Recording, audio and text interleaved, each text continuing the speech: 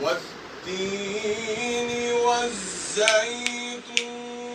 وطور سينين وهذا البلد الأمين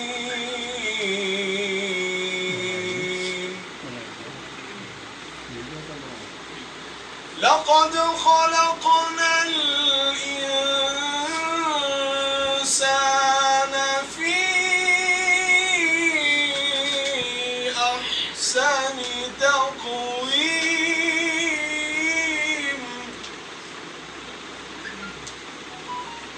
ثم رددناه أسفل سافلين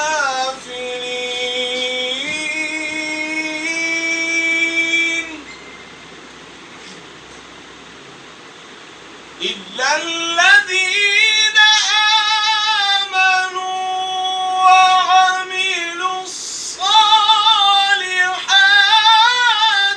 فلهم أجر غير ممنون سبحان الله. إلا الذين آمنوا وعملوا الصالحات فلهم أجر غير ممنون فما يكذبك بعد بالدين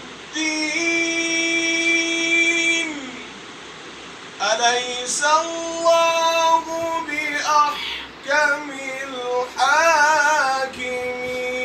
الحاكمين صدق الله العظيم.